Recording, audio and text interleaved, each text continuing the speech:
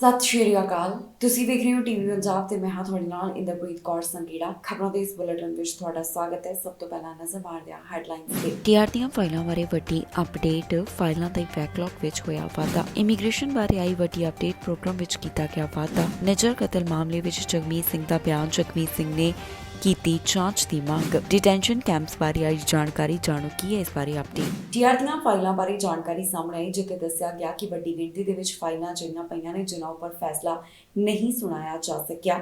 IRCC ਦਾ ਕਹਿਣਾ ਹੈ ਕਿ ਇਮੀਗ੍ਰੇਸ਼ਨ ਫਾਈਲਾਂ ਦੇ ਵਿੱਚ ਪਹਿਲਾਂ ਦੇ ਮੁਕਾਬਲੇ ਵਾਧਾ ਦਰਜ ਕੀਤਾ ਗਿਆ, ਭਾਵ ਕਿ ਬੈਕਲੌਗ ਵਾਧਾ ਹੋਇਆ ਦਿਖਾਈ ਦੇ ਰਿਹਾ ਹੈ। ਇਸ ਤੋਂ ਪਹਿਲਾਂ ਪ੍ਰਧਾਨ ਮੰਤਰੀ ਜਸਟਿਨ ਟਰੂਡੋ ਵੀ ਇਸ ਮੁੱਦੇ ਦੇ ਉੱਪਰ ਬੋਲ ਚੁੱਕੇ ਨੇ। ਇਮੀਗ੍ਰੇਸ਼ਨ ਫਾਈਲਾਂ ਦੇ ਬਾਰੇ ਤਾਜ਼ਾ ਜਾਣਕਾਰੀ ਸਾਹਮਣੇ ਆਈ, ਜਿੱਥੇ ਦੱਸਿਆ ਗਿਆ ਕਿ ਫਾਈਲਾਂ ਦੀ ਬੈਕਲੌਗ ਦੇ ਵਿੱਚ ਪਹਿਲਾਂ ਦੇ ਮੁਕਾਬਲੇ ਵਾਧਾ ਦਰਜ ਕੀਤਾ ਗਿਆ।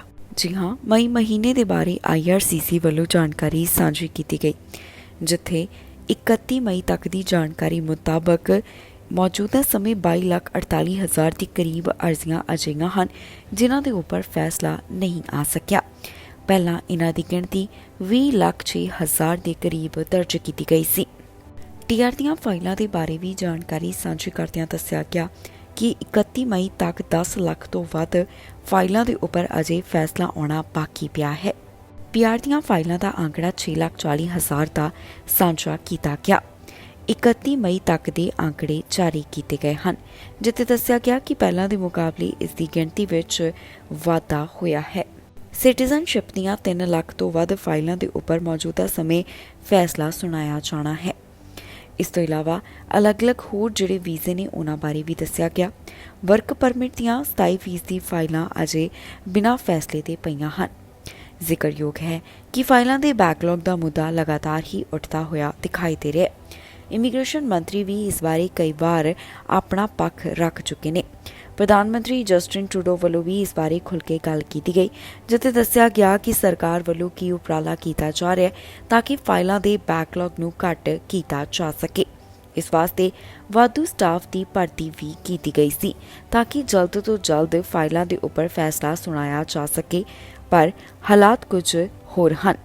ਮੌਜੂਦਾ ਸਮੇਂ ਆਈਆਰਸੀਸੀ ਦੇ ਆਂਕੜੇ ਦੱਸਦੇ ਨੇ ਕਿ ਫਾਈਲਾਂ ਦਾ ਅਜੇ ਵੀ ਇੱਕ ਵੱਡਾ ਬੈਕਲੌਗ ਜਮ੍ਹਾਂ ਹੈ, ਜਿਸ ਦੇ ਉੱਪਰ ਫੈਸਲਾ ਨਹੀਂ ਸੁਣਾਇਆ ਜਾ ਸਕਿਆ। ਇਮੀਗ੍ਰੇਸ਼ਨ ਦੇ ਨਾਲ ਜੁੜੀ ਹੋਈ ਵੱਡੀ ਖਬਰ ਸਾਹਮਣੇ ਆਈ ਹੈ, ਜਿੱਥੇ ਇੱਕ ਪ੍ਰੋਗਰਾਮ ਦੇ ਵਿੱਚ ਵਾਅਦਾ ਕੀਤਾ ਗਿਆ ਹੈ। ਪ੍ਰੋਗਰਾਮ ਨੂੰ ਅੱਗੇ ਵਧਾਏ ਜਾਣ ਬਾਰੇ ਇਮੀਗ੍ਰੇਸ਼ਨ ਮੰਤਰੀ ਨੇ ਐਲਾਨ ਕੀਤਾ, ਜਿਸ ਵਿੱਚ ਫ੍ਰੈਂਚ ਭਾਸ਼ਾ ਬੋਲਣ ਵਾਲਿਆਂ ਨੂੰ ਰਾਹਤ ਮਿਲੇਗੀ। ਕੈਨੇਡਾ ਵੱਲੋਂ ਫ੍ਰੈਂਕੋਫੋਨ ਮੋਬਿਲਿਟੀ ਪ੍ਰੋਗਰਾਮ ਵਿੱਚ ਵਿਸਥਾਰ ਕੀਤਾ ਗਿਆ ਹੈ। ਜੀ ਹਾਂ, ਫ੍ਰੈਂਚ ਭਾਸ਼ਾ ਤੋਂ ਜਾਣੂ ਬਿਨੇਕਾਰਾਂ ਸੰਬੰਧੀ ਕੈਨੇਡਾ ਵੱਲੋਂ ਚਲਾਏ ਜਾ ਰਹੇ ਆਪਣੇ ਪ੍ਰੋਗਰਾਮ ਦਾ ਵਿਸਥਾਰ ਕੀਤਾ ਗਿਆ। ਕੈਨੇਡਾ ਦੀ ਇਮੀਗ੍ਰੇਸ਼ਨ ਮਿਨਿਸਟਰ ਸ਼ੌਨ ਫਰੇਜ਼ਰ ਵੱਲੋਂ ਇਸ ਪ੍ਰੋਗਰਾਮ ਵਿੱਚ 2 ਸਾਲ ਦੇ ਵਾਅਦੇ ਦਾ ਐਲਾਨ ਕੀਤਾ ਗਿਆ।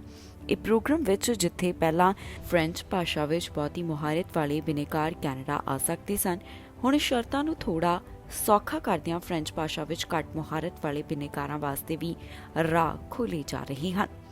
ਦੱਸ ਦਈਏ ਕਿ ਸਾਲ 2016 ਦੌਰਾਨ ਇਮੀਗ੍ਰੇਸ਼ਨ ਮੰਤਰਾਲੇ ਵੱਲੋਂ ਕਿਊਬਿਕ ਤੋਂ ਬਾਹਰ ਕਾਮਿਆਂ ਦੀ ਘਾਟ ਨੂੰ ਖਤਮ ਕਰਨ ਅਤੇ ਨੌਕਰੀ ਦਾਤਾਵਾਂ ਨੂੰ ਫ੍ਰੈਂਚ ਭਾਸ਼ਾ ਗਿਆਨ ਹਾਸਲ ਕਾਮੇ ਉਪਲਬਧ ਕਰਵਾਉਣ ਦੀ ਇਰਾਦੇ ਨਾਲ ਇਸ ਪ੍ਰੋਗਰਾਮ ਦੀ ਸ਼ੁਰੂਆਤ ਕੀਤੀ ਗਈ।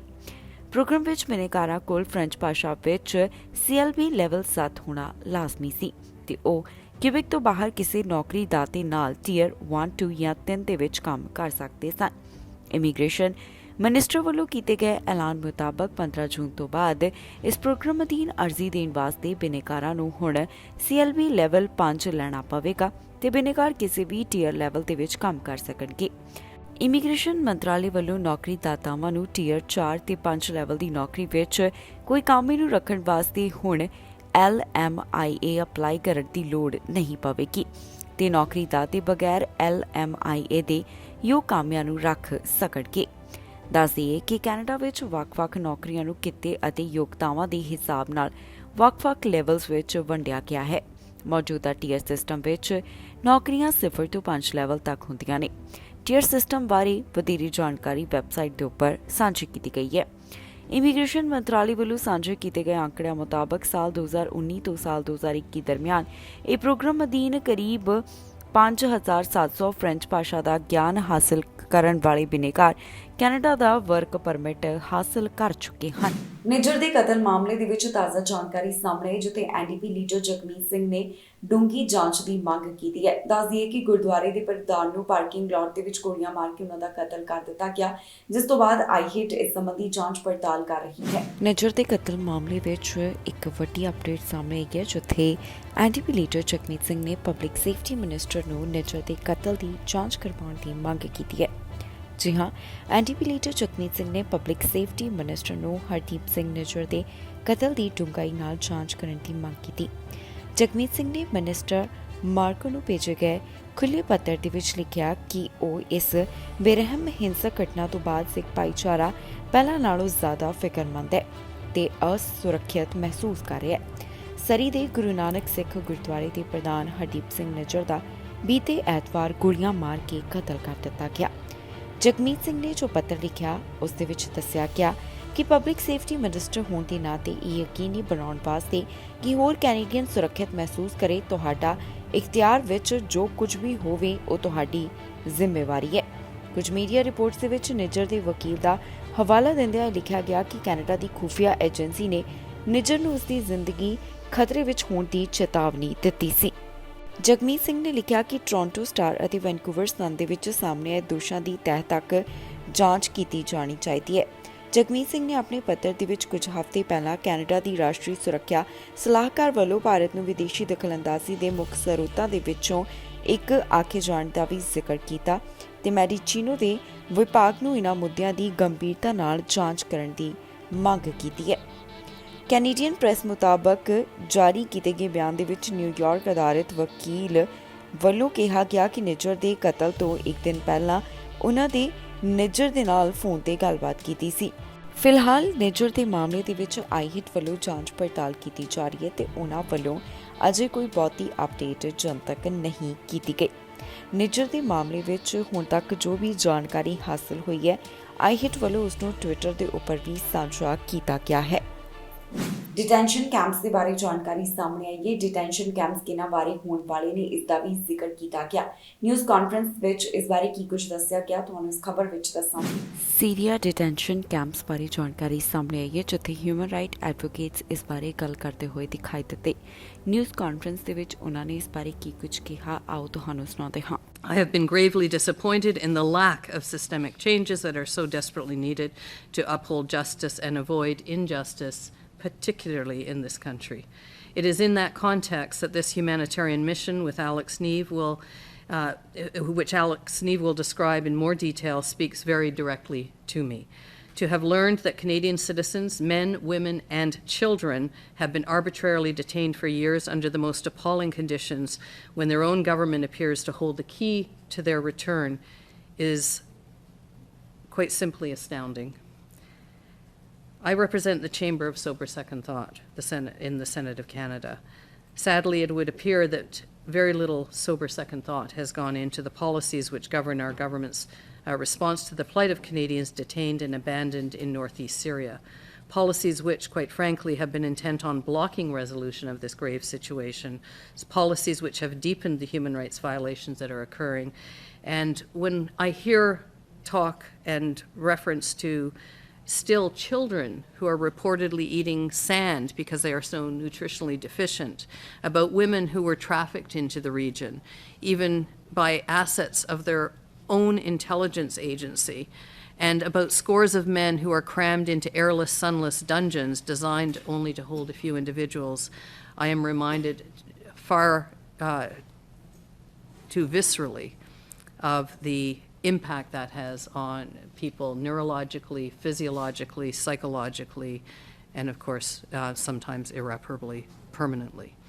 ਪ੍ਰਧਾਨ ਮੰਤਰੀ ਜਸਟਿਨ ਟਰੂਡੋ ਦੀ ਸਰਕਾਰ ਵੱਲੋਂ ਨਵਾਂ ਉਪਰਾਲਾ ਕੀਤਾ ਜਾ ਰਿਹਾ ਹੈ, ਜਿਸ ਦੀ ਜਾਣਕਾਰੀ ਫੈਡਰਲ ਅਧਿਕਾਰੀਆਂ ਵੱਲੋਂ ਦਿੱਤੀ ਗਈ। ਇਸ ਨਾਲ ਕਿਹਨਾਂ ਨੂੰ ਫਾਇਦਾ ਹੋਵੇਗਾ, ਤੁਹਾਨੂੰ ਇਸ ਖਬਰ ਵਿੱਚ ਦੱਸਾਂਗੇ। ਫੈਡਰਲ ਸਰਕਾਰ ਦੀ ਫੰਡਿੰਗ ਦਾ ਜ਼ਿਕਰ ਹੋਇਆ, ਜਿੱਥੇ ਮੋਨਾ ਵੱਲੋਂ ਇਸ ਬਾਰੇ ਆਪਣੇ ਵਿਚਾਰ ਸਾਂਝੇ ਕੀਤੇ ਗਏ। ਆਟਵਾ ਦੇ ਵਿੱਚ ਉਹਨਾਂ ਵੱਲੋਂ ਸੰਬੋਧਿਤ ਕੀਤਾ ਗਿਆ। ਕੀ ਕਹਿਣਾ ਉਹਨਾਂ ਦਾ, ਆਓ ਤੁਹਾਨੂੰ ਸੁਣਾਉਂਦੇ ਹਾਂ। This is something that is very close to our hearts as we continue to work closely together to support those in our community who are struggling with substance use.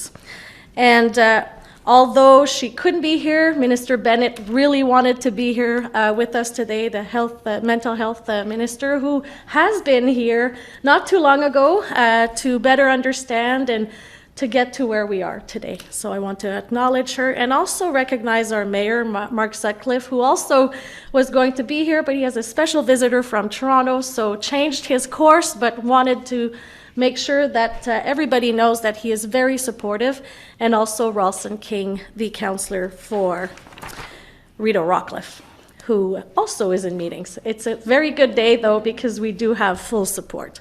Having friends at City Hall to ensure all levels of government are prioritizing the well-being of our community is crucial. And I also want to thank Pathway to Recovery for welcoming us here today and giving us a tour of their clinic. Where's Donna? There you go. Thank you so much. This is really invaluable. You save lives every single day and play a key role in supporting the vulnerable in our community, and also recognize all the team members that play that role. ਨਵੇਂ programme ਦੇ ਬਾਰੇ ਸਰਕਾਰ ਵੱਲੋਂ ਉਪਰਾਲਾ ਕੀਤਾ ਜਾ ਰਿਹਾ ਹੈ, ਜਿਸ ਤਹਿਤ ਯੋਜਨਾ ਸਾਂਝੀ ਕੀਤੀ ਗਈ। ਨਿਊਜ਼ ਕਾਨਫਰੰਸ ਦੇ ਵਿੱਚ ਇਸ ਬਾਰੇ ਸਾਰੀ ਡਿਟੇਲ ਦਿੱਤੀ ਗਈ ਹੈ। UN ਡ੍ਰਿਪ ਇੰਪਲੀਮੈਂਟੇਸ਼ਨ ਬਾਰੇ ਜਾਣਕਾਰੀ ਸਾਹਮਣੇ ਆਈ ਹੈ, ਜਿੱਥੇ ਸਰਕਾਰ ਵੱਲੋਂ ਯੋਜਨਾ ਦੱਸੀ ਗਈ ਹੈ। ਫੈਡਰਲ ਸਰਕਾਰ ਵੱਲੋਂ ਇਸ ਬਾਰੇ ਪਲਾਨ ਰਿਲੀਜ਼ ਕੀਤਾ ਗਿਆ। ਉਹਨਾਂ ਦਾ ਕੀ ਕਹਿਣਾ ਹੈ, ਆਓ ਤੁਹਾਨੂੰ ਸੁਣਾਉਂਦੇ ਹਾਂ। The UN Declaration requires us to have an accountability mechanism that is Indigenous-led. That's something that has never been a part of government policy or platform before. It now is. It became that as a result of the declaration. And so that's now, again, there's a process that we have committed ourselves to co-develop that, to develop and co-develop that institution, and it will be Indigenous-led. So that's something that is new. There are a number of new things. A number of them, I guess the best way to put it is we've committed ourselves to a process to walk a path together without necessarily dictating the outcome. That's colonialism. Colonialism is dictating outcomes. We're engaging in a path with Indigenous peoples. Finally, it should have been 150 or 200 years ago. We're engaging to walk a path with them and to develop the outcomes together. It's in Article 5 of the UN Declaration. It's Article 1 in the Action Plan. Every law that we pass has to be in conformity with the UN Declaration. I have recently tabled in the House of Commons, in the Senate, a bill that creates a universal non-derogation clause with respect to the rights that are protected under Section 35 of the Constitution. Treaty and inherent rights that Indigenous peoples have. This will be, this article in the action plan is in addition to that.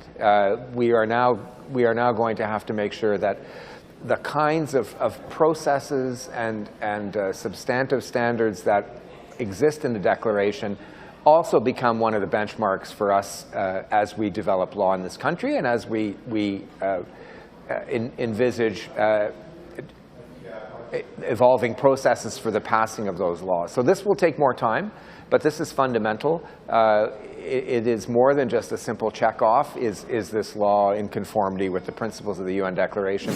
Bharat ਦੇ ਪ੍ਰਧਾਨ ਮੰਤਰੀ ਨਰਿੰਦਰ ਮੋਦੀ ਰਾਸ਼ਟਰਪਤੀ ਜੋ Biden ਨੂੰ ਮਿਲੇ, ਜਿੱਥੇ ਉਹ ਇਕੱਠੇ ਦਿਖਾਈ ਦਿੱਤੇ ਤੇ ਦੋਹਾਂ ਵੱਲੋਂ ਇਕੱਠਿਆ ਪ੍ਰੈਸ ਕਾਨਫਰੰਸ ਦੇ ਵਿੱਚ ਆਪਣਾ ਪੱਖ ਵੀ ਰੱਖਿਆ ਗਿਆ। ਭਾਰਤ ਦੇ ਪ੍ਰਧਾਨ ਮੰਤਰੀ ਨਰਿੰਦਰ ਮੋਦੀ ਅਮਰੀਕਾ ਦੌਰੇ ਦੇ ਉੱਪਰ ਨੇ, ਜਿੱਥੇ ਉਹਨਾਂ ਵੱਲੋਂ ਰਾਸ਼ਟਰਪਤੀ ਜੋ ਬਾਈਡਨ ਨਾਲ ਮੁਲਾਕਾਤ ਕੀਤੀ ਗਈ। ਰਾਸ਼ਟਰਪਤੀ ਜੋ ਬਾਈਡਨ ਅਤੇ ਭਾਰਤ ਦੇ ਪ੍ਰਧਾਨ ਮੰਤਰੀ ਨਰਿੰਦਰ ਮੋਦੀ ਵੱਲੋਂ ਇੱਕ ਜੁਆਇੰਟ ਪ੍ਰੈਸ ਕਾਨਫਰੰਸ ਵਿੱਚ ਹਿੱਸਾ ਲਿਆ ਗਿਆ। ਇਸ ਦੀ ਵੀਡੀਓ ਜੋ ਬਾਈਡਨ ਨੇ ਖੁਦ ਦੇ ਸੋਸ਼ਲ ਮੀਡੀਆ ਪਲੇਟਫਾਰਮ ਦੇ ਉੱਪਰ ਵੀ ਸਾਂਝੀ ਕੀਤੀ ਹੈ। Add to that, 1 million American jobs across 44 states will be supported by the purchase of more than 200 American-made Boeing aircraft by that Air India is announcing earlier this year. And with this visit, Indian firms are announcing more than $2 billion in new investments in manufacturing, solar in Colorado, steel in Ohio, and optic fiber in South Carolina, and much more. Further proof that America's manufacturing is back.